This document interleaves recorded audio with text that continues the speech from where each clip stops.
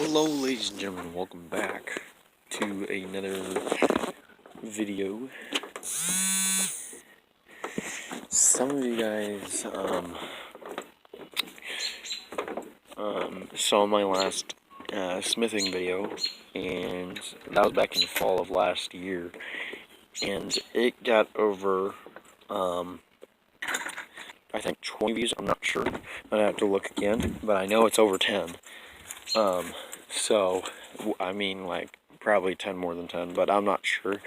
I'll have to look at it again. But according to YouTube, if you guys have a ton of likes and if you have a ton of people viewing it, then most likely they want to see you do it again. So we are going to be smithing again, like we did in the fall with railroad spikes. Today would be the kind of perfect weather. It is in the 60s, 70s. Well, 70s and 80s would kind of be the perfect weather for it. And I'm just going to run down to you guys on how to do them. But like I said, 70s, 80s, 90s, no higher than 90, because it will be too hot, and you might get what you're asking for. So definitely in the morning or at night would definitely be the time. Or if you're doing it inside, make sure that it is in a non-moist, controlled environment. So make sure that it hasn't rained in a while. Make sure that the ground is nice and soft. No, you don't want it soft. You want it hard, but not muddy, kind of thing. So, anyways, let's go ahead and get going. So the first things first is that the way that I make them is by homemade. Alright, so homemade, you're going like, okay, this should be cheaper. That's absolutely right. It is cheaper, but it also takes longer. Because you don't have the exact things. So it could take from like 5 hours to God only knows. So depends on also what you're making and how thin it is and all that. So what I usually use is make bricks, like a square kind of brick forge with a brick on top. Now, of course, you can actually make one using putty and brick. Some people do that, but I am not one of them. I don't know what putty to use. I don't know if that's even safe, because it could burn. So we want to make sure that there's less fire hazards. Another thing is that we are also, for the forge to be heated up, you do need lighter fluid, and you also will need charcoal. Not the lit charcoal, like you could just strike a match and throw it in there and it's already lit. No, you need that is because that you're going to want to make sure that your fire is nice and hot and all this other stuff. So you also want to add bark or sticks or twigs, like small sticks, like the size of your hand or something.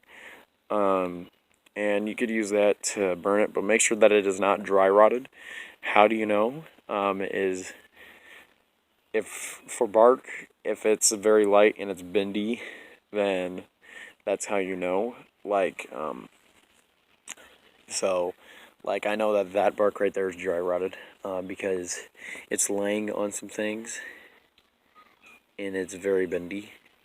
However, if it's a healthy piece of bark and not dry rotted, then it would just be like not even bending at all. So, the next thing that you're going to need is a flat piece of metal or a rock or a brick, something that you are able to hammer it down on. Because when you do that, you're going to want to make sure that you know, you have a flat piece. So then it's coming out nice and flat and even on both sides. The next thing that you're going to need is probably a hammer and like maybe some big pliers, maybe some pipe pliers, something like that, to hold on to it. Now this you definitely do not want to lose, is because if you do lose it, you're probably going to have the risk of picking it up with your hand, and that is the most bad feeling, because I've done that. It went right through my glove. I thought that I had fireproof gloves, because according to Walmart you did, so I'm not going to make that mistake again. And picked it up, went right through the glove and burned my fingernail right through, and it took me over a month to heal it. So we definitely want to make sure that we are safe doing that. So what you have is already a homemade forge. You have a flat piece. If you have an anvil, perfect for that flat piece. And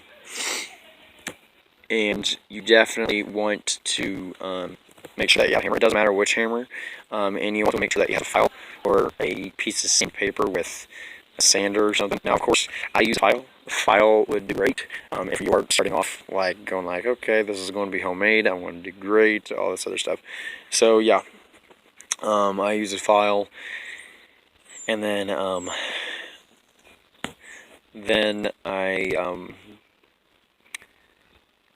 well, that's pretty much it. So you need a file, a hammer, a flat piece to work on, a hammer, some pliers of some kind. Like, the bigger the project, the bigger plier you'll need, because you want to make sure that you have a good strong grip on it while you're forging or hammering it out. And then you have your brick homemade, and then you have normal charcoal with lighter fluid. And of course everyone knows how to light a fire, so there you go. So you really don't need that. So once you basically have all that, you know what you're doing. Basically, when you stick in whatever it is, so say like for me it would be a railroad spike.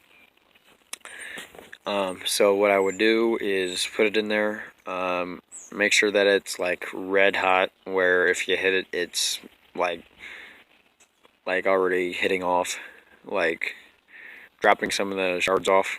So make sure that you do have that.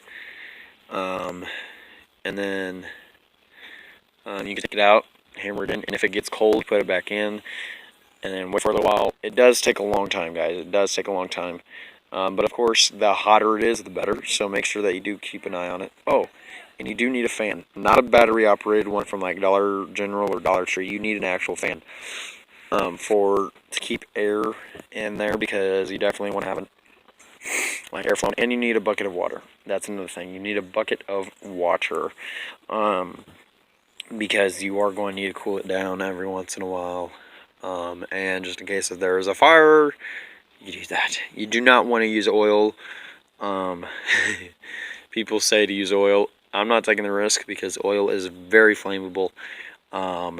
And they say, oh yeah, it could cool it down. Yeah, you're a hillbilly, and I don't really care. So I kind of want to keep my viewers safe. So that's how you do that. Now, of course, with my experience, I am a beginner, but at least I know what I am doing, so I am sharing this with you guys.